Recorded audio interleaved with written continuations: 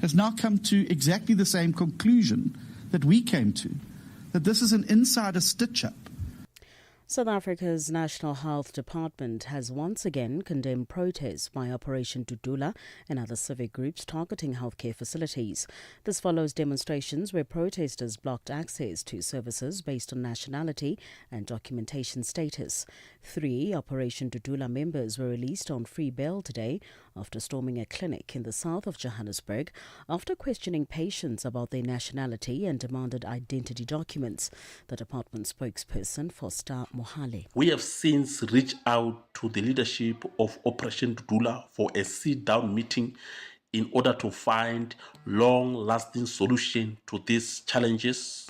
Of course, this is a societal issue. It's not mainly about health, but we believe that with sober minds, we can be able to find long-lasting solution. Indian police have detained dozens of opposition leaders in Delhi who were protesting at what they say are electoral malpractices. Around 300 MPs, including Rahul Gandhi of the main opposition Congress party, were heading to the Election Commission when they were stopped by police. Priyanka Chaturvedi is an opposition member of parliament. Election Commission of India ka hi data dikhakar bataya kaise duplication of voters. We exposed the duplication of voters, bogus voters, and how the entire elections have been undermined by the Election Commission of India. ECI is working under the directions of the BJP, and they are not following the objective they were supposed to fulfill. By not letting us march towards the Commission, they are evading responsibility. Recapping the top story this hour, dozens of soldiers accused of plotting to topple the country's military leaders have been arrested in Mali. The arrests have reportedly been going on over a number of days. For any news stories you would like to share with us, please do send an email to newsroom@channelafrica.co.za or call us on +27 11 714 4459. For Channel Africa News, I'm Jolani Tulo-Ngwepe. SABC News. The African Perspective.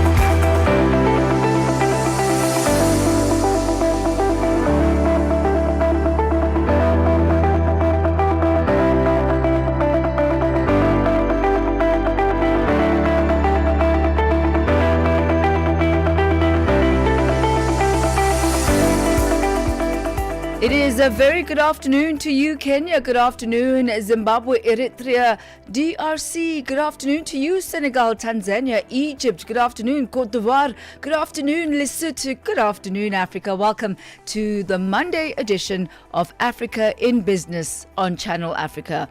I'm Thami Ngubeni. This is where you get the African perspective. It's where we meet to look at the latest in news, sport and business. Coming up for you this afternoon, a look at the changing global energy trading patterns.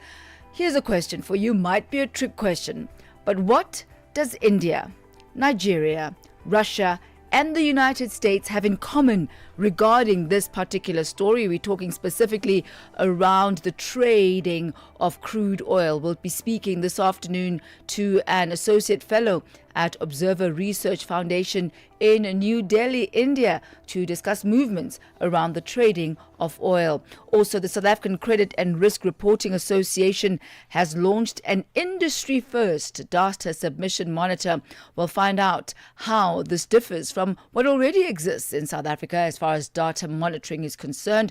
We're talking of services given by the likes of Experian as well as TransUnion. We'll be speaking to an executive director at the South African Credit and Risk Reporting Association. Well, that's just part of what we've got in store for you this afternoon as we unpack the leading stories in business on the African continent. Welcome to it. Vue d'Afrique avec Joël Mouteba. Cette peur d'un point de non-retour nucléaire suffit-elle selon vous à légitimer une telle offensive, monsieur Talati? Absolument pas du tout. Cela fait plus de 30 ans que l'Israël crie haut et fort sur les toits où il veut se faire entendre que l'Iran serait à 1 an pour obtenir l'arme nucléaire. Parfois, l'Iran serait à 6 mois. Parfois, l'Iran serait à 2 semaines pour obtenir son arme nucléaire. Et curieusement, jusqu'à ce jour, il n'y a toujours aucune preuve que l'Iran a obtenu cette arme nucléaire en dépit des déclarations d'Israël et de certaines puissances parfois. Vue d'Afrique. Du lundi au vendredi de 15h à 16h, temps universel. Africa means business. Tune into Africa in Business with Thami Ngubeni for the future of the African economy. Channel Africa, the African perspective. It is exactly 9 minutes after 4 p.m. Central African time. We begin here this afternoon with Ukrainian President Volodymyr Zelensky has bluntly rejected U.S. President Donald Trump's suggestion that Ukraine could cede land to Russia as part of a peace deal. Announcing plans for a face-to-face meeting with Russian President Vladimir Putin this week, Trump said ending the war could include some swapping of territories. Kate Fisher reports from Washington. From markets to innovation. From markets to innovation. Africa in Business with Thami Ngubeni covers it all. With Africa's future in focus. Channel Africa, the African perspective. We are on OpenView's audio bouquet. Channel 628.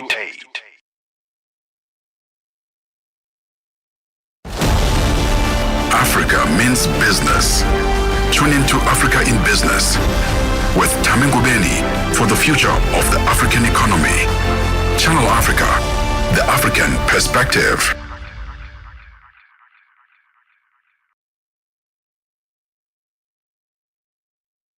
We'll get back to that story in just a moment as we focus on relations between Russia as well as the Ukraine and the efforts that Donald Trump has been making in trying to broker some sort of a deal there. You will remember a few months ago him meeting with Zelensky at the Oval Office. Also coming up for you this afternoon, we'll be taking a look at the markets, and for this conversation, we'll be joined by FNB senior economist Koketso Mano.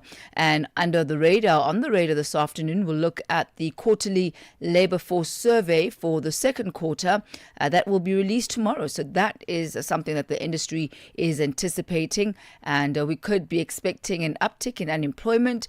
Some are saying, but we'll hear from the senior economist as to what expectations are for this quarterly labor force survey. And also the retail sales are also out, and quite a few retailers will get their reaction regarding how they fared throughout the winter season. In South Africa, we are ending the winter season with spring literally knocking on the doorpost. The 1st of September is supposed to be spring day. But how have the sales gone throughout this winter season? And also a look at the fuel prices for the month of August. That coming up with our conversation with Koketso Mano, FNB senior economist. Stella Longwe, Pamalonje. Palitusokoma pano pamalonje kumvera nyimbo za mu Africa kusangalala kupeza moyo akuti kumva moyo kuti kuyenda bwino pano pamalonje ndiyetu apa tili ndikatswiri oyimba ameneyu ndikatswiri wa dziko la Malawi amene akukhala mdziko la South Africa ndipo amayimba amene akuti ndi Big Nick Malawi. Yatusati kuti kodi moyo wanu woyimba ukuyenda bwanji mu Johannesburg? Moyo woyimba ukuyenda bwinobwino kwambiri. Chiliyonse chikutheka ndithu bwinobwino. Ayi azioneka chiliyonse chikutheka mofa magrasi anu apa akuti kumenya yonse azioneka zoti azikutheka ndithu mu Johannesburg. Malonje pa nthawi ya 6 koloko kufikira 7 koloko madzulo. Lowiruka ndi Stella Longwe.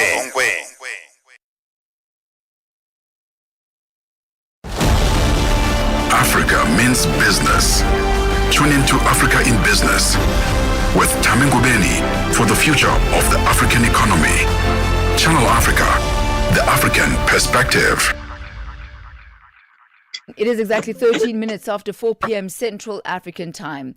Now, there are reports that India's state refineries are increasingly relying on Nigerian crude oil to make up supply gaps. And that signals a significant change in global energy trading patterns as U.S. political pressure curbs the country's imports from Russia. According to these reports, more than 2 million barrels of Nigerian oil are projected to arrive in India between the months of September and October. For more on this, we're joined on the line by Samir Bhattacharya, an Associate Fellow at the Observer Research Foundation, or ORF, in New Delhi, India. A very good afternoon to you and welcome to African Business. Good afternoon. Good to be here. Good to have you with us, Samir. So let's take a look at this. Besides the supply gaps that are currently being experienced, obviously Donald Trump having put a lot of pressure on India to reduce or stop their imports of crude oil from Russia, that having placed a gap in the supply of crude oil. What else do you believe could have prompted India to shift from Russia to Nigeria for the supply of oil? Okay, so first of all, I don't really think that India is going to stop buying Russian oil. Of course, there is a political pressure from Donald Trump to stop buying from Russia. But you see, India in last 2 years, despite all these sanctions, Russian oil proved very cheap for India. And all this oil, the crude oil that India bought from Russia, it was refined in India. It was sold back to Europe. So I really don't think Russian oil will be buying Russian crude oil will be stopped. But what is going to happen is there is a need for diversification. So Nigeria has always been India's one of the premium suppliers. Well, it is not in the top three. India's main suppliers, it has been Iraq, it has been Saudi Arabia, it has been even US. But now that there is a sanction, Russia has emerged after the Ukraine crisis. Russia offered India a lot of crude oil at a very cheap rate, so India started buying. But then this deal with Nigeria, it has been going on. India wants to diversify, so this diversification is happening. But stop if anybody thinks that the pressure from President Trump will make India stop doing business with Russia, I don't think it is going to happen. And what are the logistical challenges, Samir, that India could find themselves in as they switch? But as you're saying, it's not necessarily switching, but it's really diversifying the number of procurers. But what are the logistical challenges that lie ahead for India when starting to use suppliers like Nigeria? And there's also been talk of Angola as well as Abu Dhabi. Yeah, so Abu Dhabi is already there. The problem with, there is not really a lot of logistical challenge. It's just the geographical distance. Nigeria is in the western coast of Africa. So anything that is in the eastern coast, some countries like Mozambique or even Kenya, if there were oil available there, then it would have been easier. Distance wise. But otherwise, we are doing business with. We are buying Nigerian oil for quite some time. India is buying. Now there is a particular challenge. I was reading that Dangote, which is the largest refinery in Nigeria, it is buying crude oil from USA. It is not buying crude oil from Nigeria. So why they are not doing domestic supply? It is a very challenge. It is a very surprising thing. My guess is that Indian refineries are paying better price to Nigerian crude oil suppliers than Dangote. But really, I think logistical challenge is not really. It is more like the cost of bringing, because it's the distance. So the cost of bringing Nigerian oil, crude oil to India will cost little more than Russia. I think that's the main issue. And I was going to ask you about that very point that you brought up there, Samir, the fact that it is reported that Dangote is importing, oil from the United States.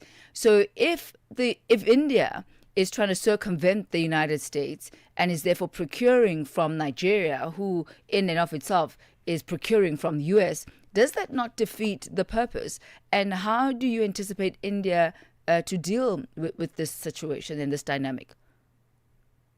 No, I think it's really very funny situation where President Trump, when he's trying to prevent India from buying Russian oil, while Indian oil after the India refines those crude oil, it is being sold to Europe. So in some way it is a hypocrisy. So I really don't think there is in international relation, in the national interest comes first. So if Russia is giving India the oil at a best price, then India will continue to buy. And it had there are two different issues. One is this Russia-Ukraine crisis, and so India wants this war to stop, but it does not prevent us from from buying oil from Russia. And I think there is a in 2 weeks, I think end of this week, there is a meeting scheduled to take place in Alaska. Everybody is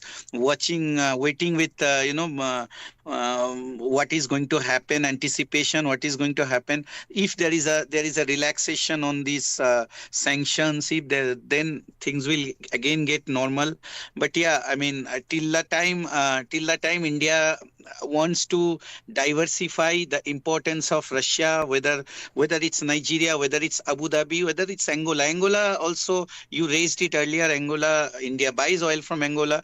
The challenge with Angola, again, the distance, and China is a very big buyer of Angolan oil. China is actually world's largest crude oil buyer, and China buys a lot from Angola. So India gets in Africa, India gets the best rate from Nigeria so far. So India is buying from Nigeria. But in future, what is going to happen, I think it will all depend on the cost and also how the market reacts. You mentioned national interest there when you were speaking about Nigeria and where the country procures its oil from. Do you believe that there is a possibility that there could be a stipulation from India's side that the oil be procured from Nigeria or other African country? As it stands now, if you're looking at crude oil, that makes up the bulk of Nigeria's exports to India, oftentimes around 80% or so. Yeah, sure. So no, India has been buying Nigerian oil, crude oil, for quite some time. In fact, if you see India-Africa trade, India-Africa trade currently it stands somewhere around 87 billion. And in that 87 billion, India has a trade deficit. India buys more than India sells. And what India buys, it dominates the crude oil, and it is Nigeria. So if you remove India-Nigeria oil trade, then India-Africa trade will also go down. And with this, if India, now that there is a geopolitical challenge, so probably it's a possibility that if Nigeria offers a better deal, India is going to buy more Nigerian oil. It's really going to be a diversification. It's going really, again, if the prices fall down in Russia or in other country, India will go to other countries. So Indian refineries are looking for this crude oil. But I think going forward, given India-Africa cooperation, India-Nigeria collaboration, I think going forward, what I would expect to see is that some Indian refineries settle their refineries in Nigeria, and do the refining in Nigeria, so that it can create some local jobs. And it will create some competition for Dangote, but it doesn't matter. I think it will create some more jobs in Nigeria, local value addition. And this is what I think should be the way to go. All right. Thank you so much, Samir Bhattacharya, an Associate Fellow at Observer Research Foundation in New Delhi, India, giving us the latest there regarding the dynamics of the procurement of crude oil. India, Russia, the United States as well as Nigeria in that particular discussion. It's gone 23 minutes after 4 p.m. Central African time. In just a moment, a look at the latest developments regarding the multi-choice and Canal Plus deal. There have been reports of progress in various territories, but it's not all systems go. We'll find out why. Stella Longwe pamalonje palitusokoma pano pamalonje kumvera nyimbo za mu Africa kusangalala kupeza moyo akuti kumva moyo kuti kuyenda bwino pano pamalonje ndiyetu apa tili ndikatswiri oyimba ameneyu ndikatswiri wa dziko la Malawi amene akukhala mdziko la South Africa ndipo amayimba amene akuti ndi Big Nick Malawi. Yatusati kuti kodi moyo wanu woyimba ukuyenda bwanji mu Johannesburg? Moyo woyimba ukuyenda bwinobwino kwambiri chiliyonse chikutheka ndithu bwinobwino. Ayi azioneka chiliyonse chikutheka mofa magrasi anu apa mwaka akuti kumenya yonse azioneka zoti azikutheka ndithu mu Johannesburg. Malonje pa nthawi ya 6 koloko kufikira 7 koloko madzulo. Lowiruka ndi Stella Longwe. Mix Vibration sur Channel Africa. C'est notre invitée du jour, la belle Aïna Mwenze. Elle est là, certaines l'appellent Boss Lady. Bonjour Monsieur Jolino. Parlez-nous un tout petit peu de vous. Je m'appelle Boss Lady Aïna. Je mets l'accent sur le nom de Boss Lady parce que je mérite cela après le travail fait. Et c'est une rémunération en titre de la personne que je suis devenue aujourd'hui. Épouse et une mère de 4 garçons. Et voilà ce que je peux dire pour l'instant. Et vous vous êtes lancé dans le business, comment c'est venu? En tant que mère et se retrouvant dans les pays étrangers, particulièrement en Afrique du Sud, je me disais que laisser les enfants sur la charge des travailleurs ou d'une bonne, ça serait pas très intéressant. Je me suis dit, bon, je dois essayer de m'organiser et trouver un emploi que je peux faire. Mix Vibration, tous les dimanches de 18h à 19h, temps universel. Africa means business. Tune into Africa in Business with Thami Ngubeni for the future of the African economy. Channel Africa, the African perspective. All right, back to this story. We tried to bring it for you earlier on regarding Trump and Putin. The Ukrainian President Volodymyr Zelensky has bluntly rejected U.S. President Donald Trump's suggestion that the Ukraine could cede land to Russia as part of a peace deal. Announcing plans for a face-to-face meeting with Russian President Vladimir Putin this week, Trump said ending the war could include, we quote, some swapping of territories. Kate Fisher reports from Washington.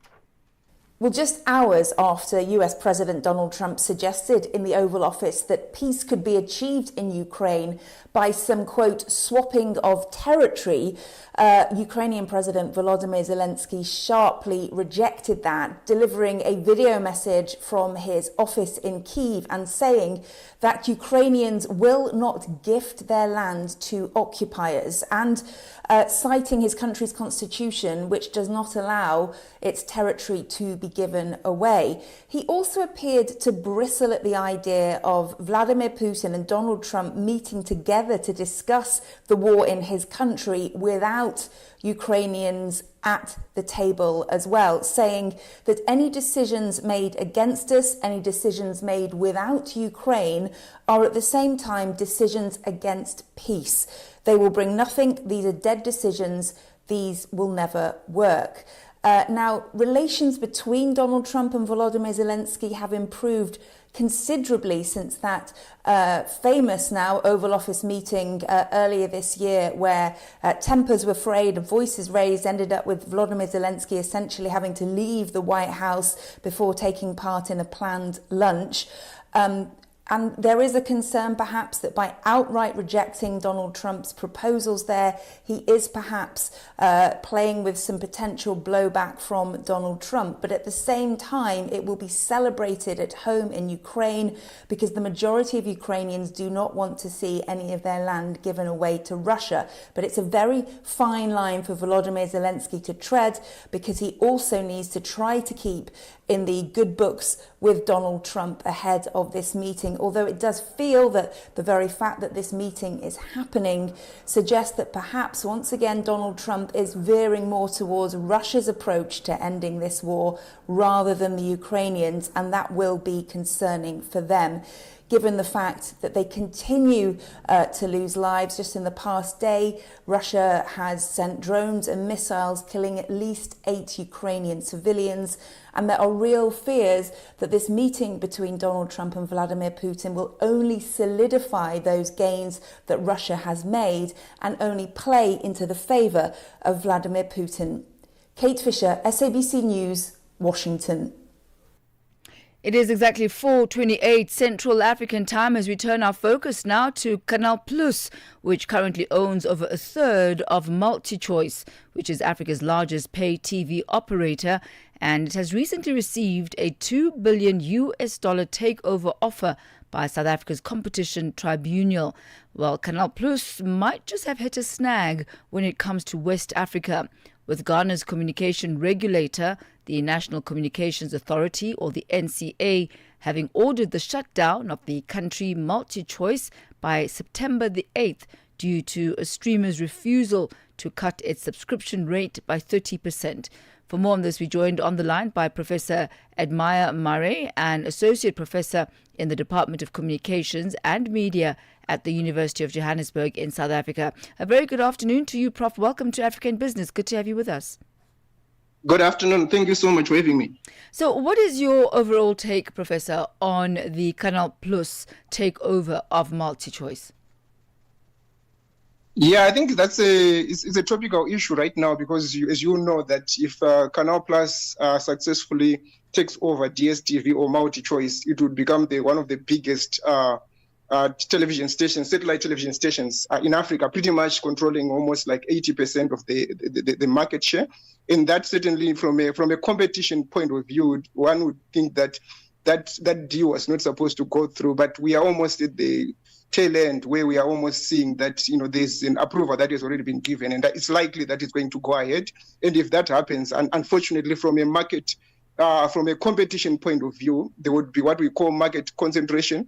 So media concentration is likely to become one of the big things that we are going to deal with going forward. I mean, we are seeing progress as far as South Africa is concerned, leaning on the deal being passed through. But we are experiencing and seeing some snags in Ghana.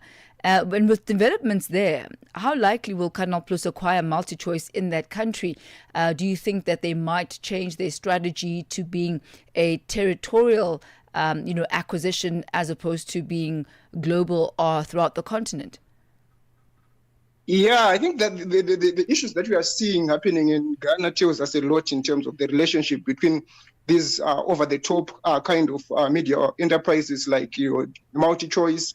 But one thing that is very clear is that if you hear what Mr. Samuel George, the Minister of Communications, Digital Technology and Innovations, has been saying, the issue has been really about pricing. They are saying there are very glaring pricing disparities that are happening. So, for example, somebody who is watching the same content in Nigeria is to pay something like $29, which amounts to like 515 rands. And the same person in Ghana is supposed to pay $83, which is almost like your 1.475 rands, which is a lot. And also, without taking anything away, we know that the cedi has also had a depreciation of almost like 200% over the last 8 years, which is significant. But if you look at the way in which this pricing model has been channeled, I think what has been happening is that there are certain premium media markets that DSTV has been focusing on. So one would be South Africa. So the prices in South Africa are comparative to Nigeria. They are almost also comparative to Kenya. But other smaller media markets where the numbers are not as big, for example, being Ghana being one of them, Zimbabwe being one of them. If you go to Namibia, the same. If you go to Angola, if you go to many other smaller countries, you would see that they are paying a lot for the same kind of content. And I think these pricing disparities are creating a situation where, unfortunately, these kinds of issues are coming to the fore. And I think he has got a right to raise these kinds of concerns for his own citizens. You mentioned earlier on, Professor, the impact that the acquisition of MultiChoice by Canal Plus will have on the continent as far as, monopolizing the media landscape. But with them fully entering the African market, what difference is it going to bring to the paid TV market? I think they are getting into this market with a situation when the appetite for satellite broadcasting is waning. And I think there is a lot that has been shown in terms of research that shows that in the last couple of years, DSTV has lost almost 2 million subscribers. And I think people are leaning towards streaming services. So you are seeing a lot of appetite for these over-the-top kind of platforms like your Netflix, like your YouTube Premium, like your Apple TV. These are increasingly becoming more popular than compared to the traditional satellite broadcasting. And I think, yes, they might be able to get a huge chunk of the market, but I think it will be for a short period, because if you are looking at the dynamics in terms of media consumption patterns, they are changing. People are preferring content where they can just pay for the little. So for those that like soccer, they will just want to buy packages that will allow them to watch soccer. For those that are into news, they will just want packages which would rather push them for news.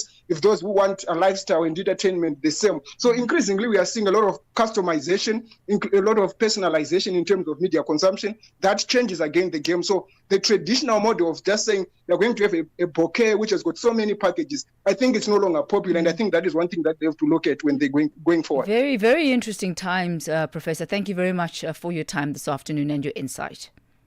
Thank you so much for having me. All the best. Thank you. All the best to you too. That's Associate Professor in the Department of Communication and Media at the University of Johannesburg in South Africa. Really interesting to see what Canal Plus's business model will be post-acquisition.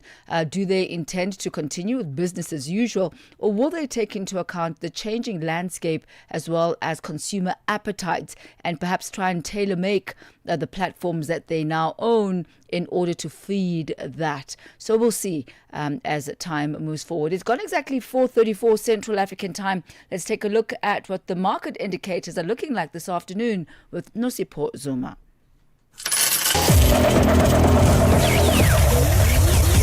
Business News on Channel Africa.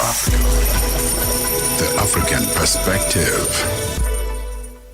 Thank you, Thami. Good afternoon. In your business indicators this hour, $1 is trading at 17 Rand 17 South Africa. In Botswana is trading at 13 Pula 389. In Namibia, it is trading at 17 Namibian dollars 707. The Zambian kwacha is trading at 22 kwacha to the US dollar. In Kenya, the dollar is trading at 128 shilling 56. In Ethiopia, it is trading at 138 birr 655. In Uganda, it is trading at 3,000 shilling 547. In Tanzania, it is trading at 2,000 shilling 848. $1 in Nigeria is trading at 1,000 naira 531. In Egypt, the dollar is trading at 48 Egyptian pound 47.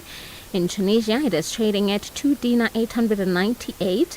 In Algeria, it is trading at 128 dinar 51. In Morocco, the dollar will cost you 8 dirham 999. In Angola, the dollar is trading at 912 kwanza, while the Congolese franc is trading at 2,872 the US dollar. Looking at commodities, gold is trading at $3,353 and platinum $1,306 per ounce. The price of Brent crude oil is at $66.94 a barrel. Now, for any business news stories you would like to share with us, please send an email to newsroom@channelafrica.co.za or call us on +27 11 714 4459. For Channel Africa Business, I'm Nosipho Zuma.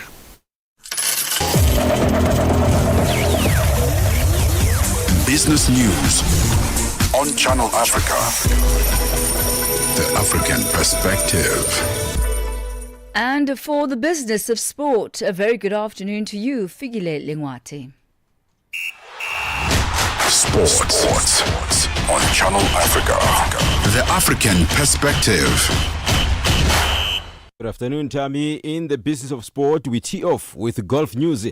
South African golfer Dean Burmester will be smiling all the way to the bank in the coming days after winning the Live Golf Chicago tournament on Sunday.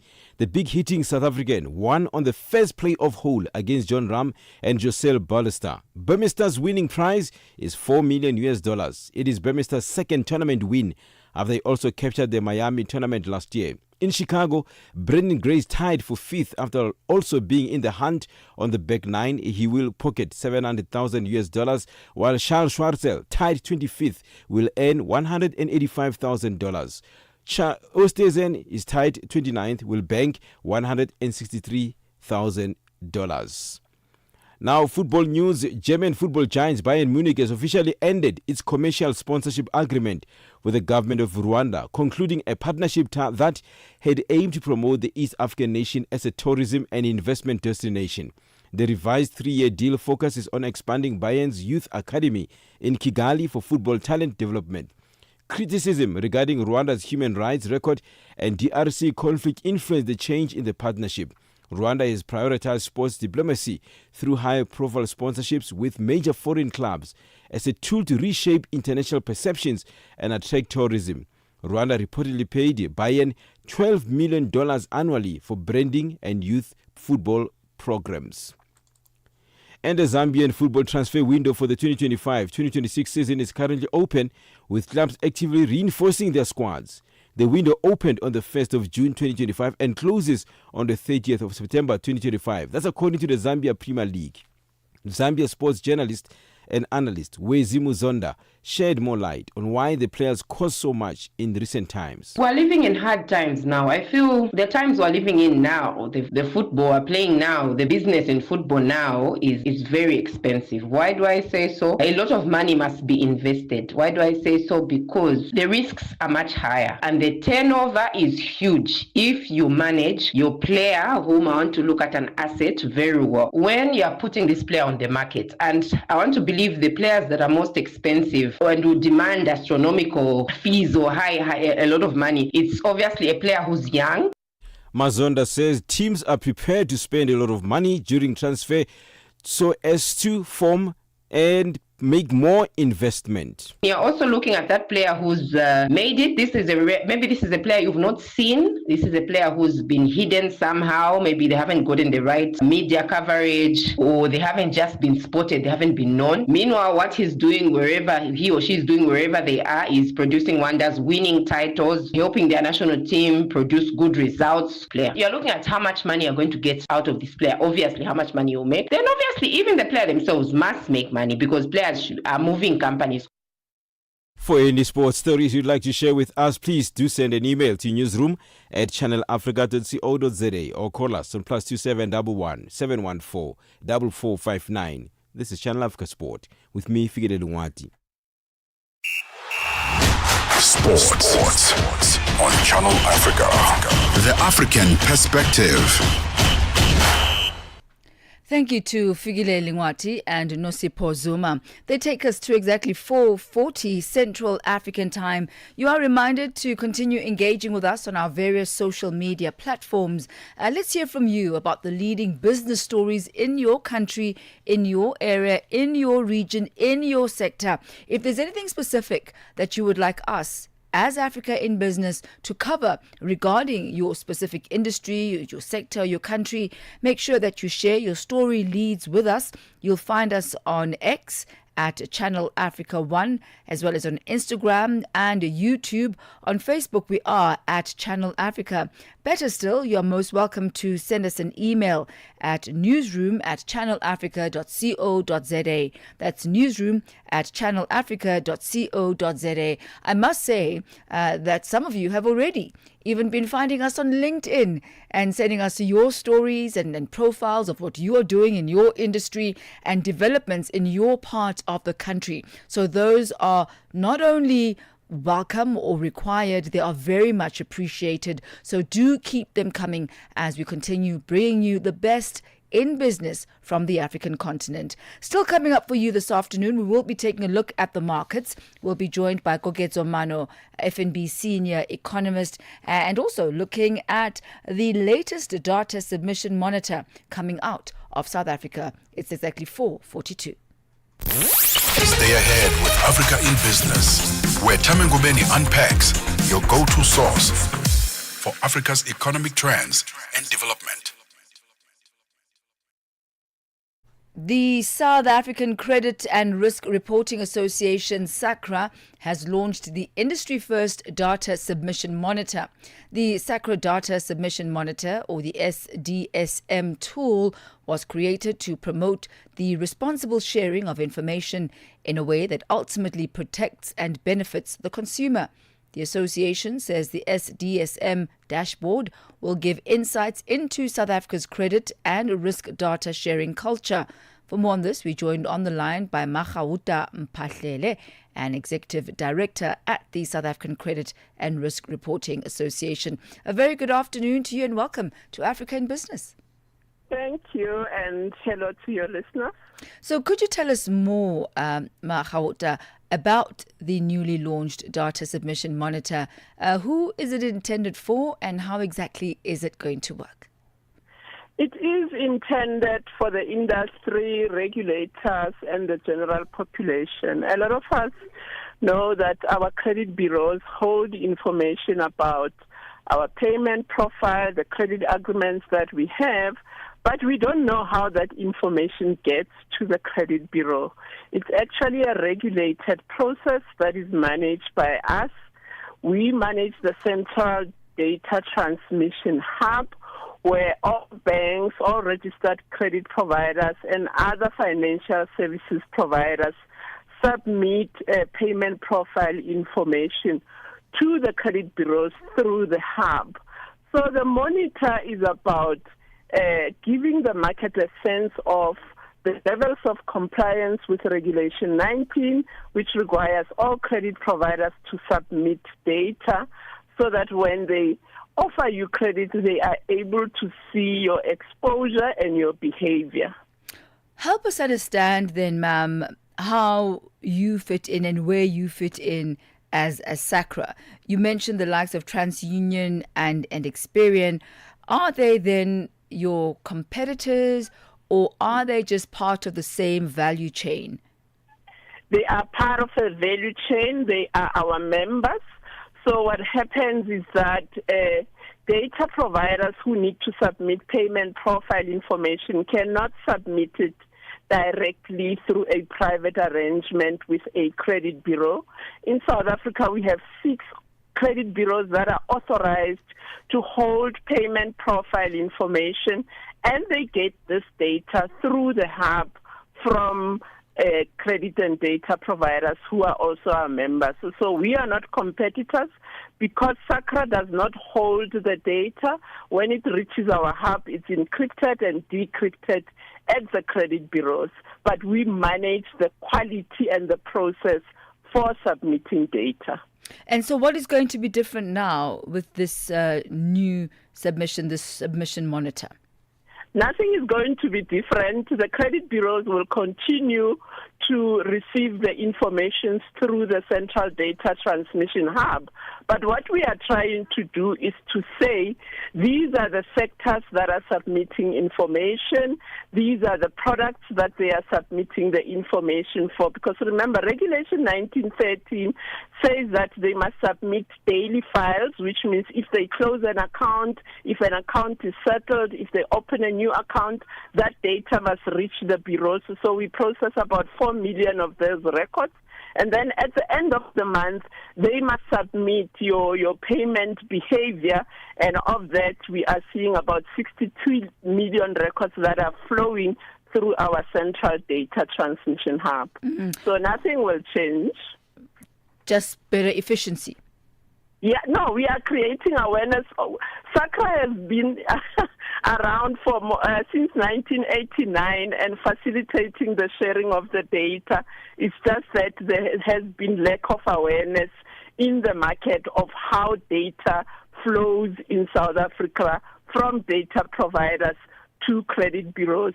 We are the middlemen. We ensure that they submit according to the same quality standards, that they comply with Regulation 19 issued by the National Credit Regulator. Because remember, if they were submitting individually to the credit bureaus, the profiles of consumers would not look the same across the bureaus. And we ensure that the bureaus receive the same information at the same time.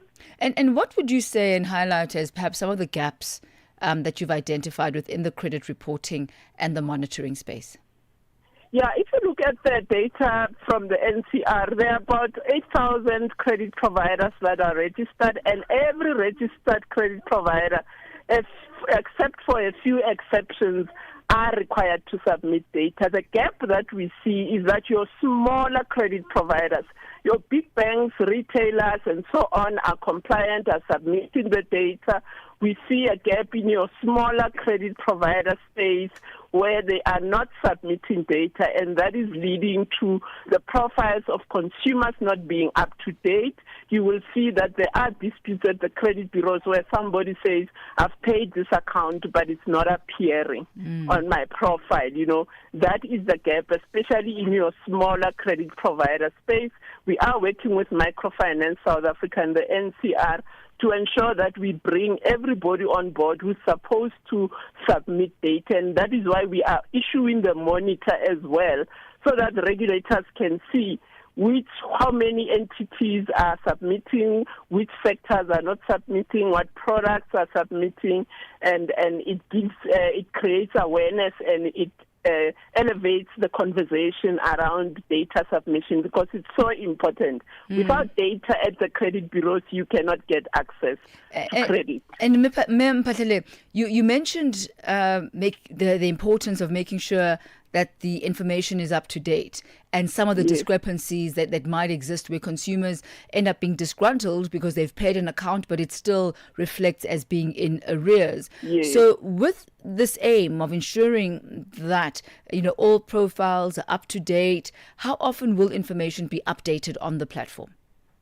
Like I said, in terms of Regulation 1913, there are time frames within which credit providers are required to submit data. So on a daily basis, if you close an account, if you open a new account, if you settle an account, within 48 hours, the credit provider must submit that data through our hub to the credit bureaus. And then on a monthly basis, within 5 days of the closing cycle, they must submit, your account information. Have you paid? Are you in arrears? And so on. So all those time frames are regulated in terms of Regulation 1913. And working with the NCR, we work to ensure that everybody who's supposed to submits on time and in line with the standards that have been put in place. Thank you, ma'am. Thank you for putting all of that into perspective for the benefit of not only the consumer, but also, service providers and those who are members. Thank you very much for your time, ma'am. Thank you. Thank you. That's Mahauta Mpahlele, an Executive Director at the South African Credit and Risk Reporting Association, highlighting the work that they've been doing and the relationship that they have with the likes of TransUnion, Experian, as well as other providers. It's gone exactly 10 minutes to 5 p.m. Central African time. On the flip side of this, a look at the markets. Africa means business. Tune into Africa in Business with Thami Ngubeni for the future of the African economy. Channel Africa, the African perspective. This week's market slot with FNB is focusing on a number of issues, including retail sales and the quarter labor force survey for the second quarter. And to take us through this and other important market movements, we're joined by Gogetso Mano, FNB senior economist. Good to have you with us. Welcome to Africa in Business. Thank you for having me, Thami. So on Tuesday, the quarterly labor force survey for the second quarter will be released. What are the projections for this? Could we be expecting an uptick in unemployment? We could see a little bit of an uptick in employment. It would be mostly cyclical, though. Unfortunately, the economy remains really weak, and unfortunately, as a result of that, we probably won't see very robust growth when it comes to, employment levels, a significant decline in the unemployment number. But I guess what's also going to be very interesting from the different surveys that we get on labor is the fact that, we have continued to see an improvement in employment numbers relative to, this pandemic period. So there has been a continuous gradual improvement in the labor market, but unfortunately we haven't really seen very robust growth or upticks in the data just because of how weak the economy remains. And are there specific sectors that have been gradually improving? Definitely. I mean, if you look at especially sectors that are linked to, the consumer or heavily reliant on consumer spending and patterns and so forth. So those are the sectors that would have mostly benefited, especially if you look at the different indicators around the macroeconomy. The consumer definitely is where the market has been supported when you think about activity. Your productive sectors, unfortunately, have shown you quite the opposite, especially in the first half of this year. We just haven't seen very good numbers coming out of the productive sectors, and unfortunately that would have also dampened any employment prospects in those sectors. However, if you look at it in totality, it is mostly your informal sector that has been booming in the post-pandemic period. It is sectors such as your business services, your financial services that have been showing you quite good numbers when it comes to employment. Community services or any government-related services would have shown you a bit of volatility, especially with some of the programs that have been initiated to support employment even on a short-term basis. But those different sectors that are very close to the household or consumer dynamic would have been more supportive than the productive sectors in a nutshell. Well, we see the retail sales also out, and quite a few retailers complaining that the winter season has been chilly for them. It's been freezing. It's been a rather tough one. But this is also the sector that is likely to be impacted quite negatively by the trade tariffs. What is your view on that? Certainly. The winter days are probably a cyclical issue that producers and retailers would probably be used to.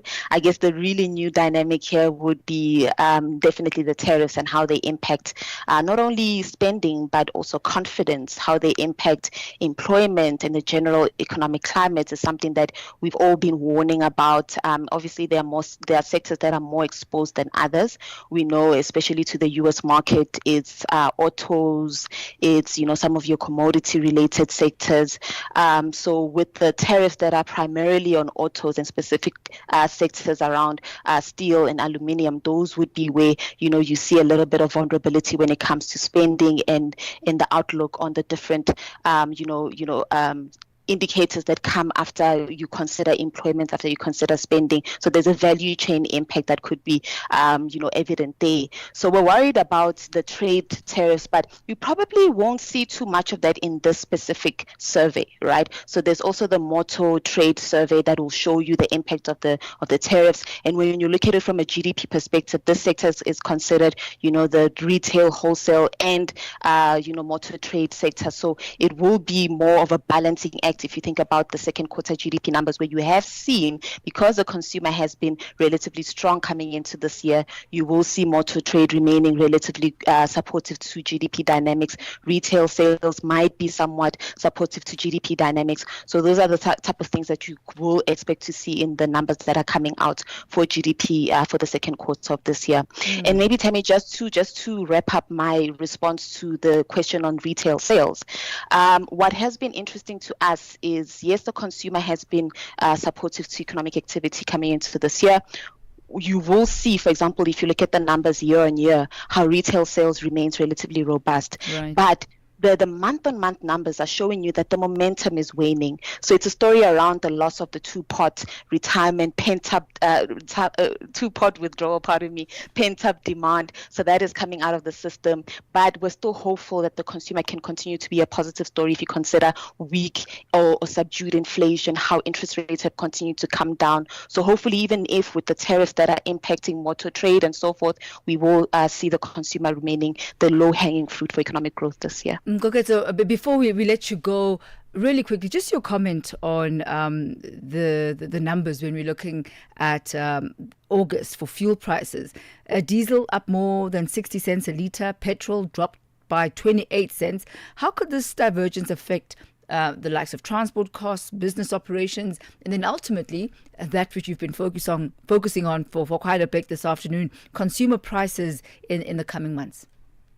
So we still see consumer inflation remaining relatively weak. Yes, this fuel price dynamic might show you the fact that disinflation, when you compare the fuel numbers this year to last year, is starting to, the deflation number is starting to pick up more into the inflation territory. So that's something you'll see in the second half.